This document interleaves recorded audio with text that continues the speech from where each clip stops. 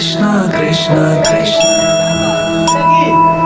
श्री कृष्ण गोविंद हरे मुरारी जनाथ नारायण वासुदेव श्री कृष्ण गोविंद हरे मुरारी जनाथ नारायण वासुदेव श्री कृष्ण गोविंद।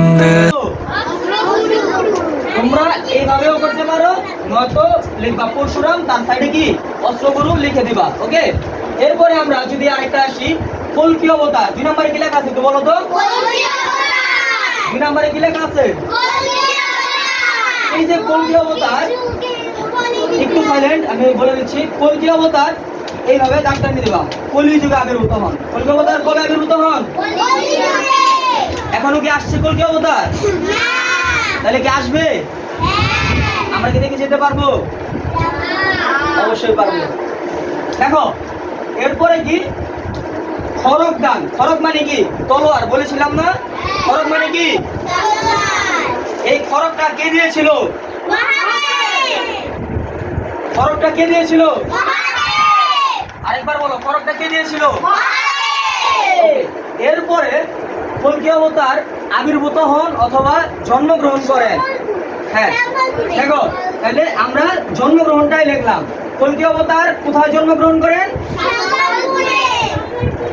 কল্কি অবতার কোথায় জন্মগ্রহণ করেন? বলবা কখনো? এরপরে কল্কি দেবের স্ত্রী ছিল একজন। হ্যাঁ, তাহলে কল্কি দেবের স্ত্রীর নাম কি ছিল? তাহলে এইভাবে তোমরা ডান বাম মিলকরণ, এটা কিন্তু তোমাদের অর্ধবার্ষিক পরীক্ষা ছিল না, এটা কোথায় আসবে? বার্ষিক পরীক্ষাতে আসবে। কৃষ্ণ চৈতন্য প্রভু নিত্যানন্দ শ্রী অদ্বৈত গদাধর